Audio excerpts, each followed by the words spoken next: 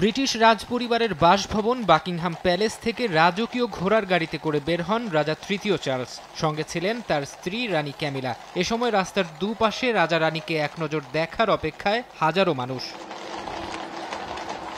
British পার্লামেন্টের অধিবেশন উদ্বোধন করতে বুধবার ওয়েস্টমিনস্টার প্যালেসে যান রাজা তৃতীয় চার্লস। এ সময় রাজার উপস্থিতি বোঝাতে ব্রিটিশ পতাকা অর্ধনমিত রাখা হয়, ওড়ানো হয় রাজকীয় পতাকা।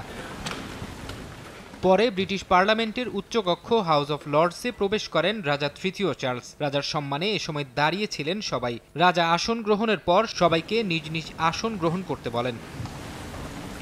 এরপর পার্লামেন্টে ভাষণ দেন রাজা তৃতীয় চার্লস। আগামী 1 বছর দেশ পরিচালনায় ব্রিটিশ সরকারের নানা পরিকল্পনার কথা তুলে ধরেন রাজা। তার ভাষণে উঠে আসে অভিবাসন ব্যবস্থা, প্রাইভেট স্কুলের জন্য ভ্যাট বাতিল, অবকাঠামোগত উন্নয়ন ও আবাসন খাতের সরঞ্জাম সরবরাহে গতি আনা ও রেলওয়ে খাতকে জাতীয়করণ করার মতো অনেক গুরুত্বপূর্ণ বিষয়। নগদের কাছে সব গ্রাহকই প্রিয়, তাই তো সারা দেশে ক্যাশ আউট চার্জ সবচেয়ে কম।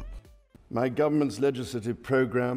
রাজা তৃতীয় চার্লসের ভাষণে স্থান পায় উত্তপ্ত মধ্যপ্রাচ্য ইস্যুও। ইসরায়েল ফিলিস্তিনের দীর্ঘদিনের সংঘাতের কথা উল্লেখ করে সংকট নিরসনে দ্বিরাষ্ট্র সমাধানের প্রতি জোর দেন তিনি।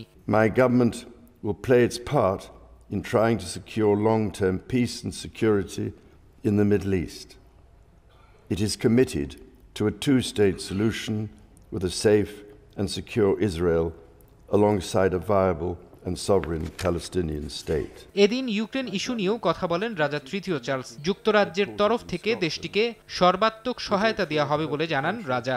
সেই সঙ্গে ইউক্রেনকে ন্যাটোর সদস্যপদ পেতেও সাহায্য করার কথা উল্লেখ করেন ব্রিটেনের রাজা। To reset the relationship with European partners. রাজা তৃতীয় চার্লসের ভাষণের পর শুরু হয় ব্রিটিশ পার্লামেন্টের অধিবেশন।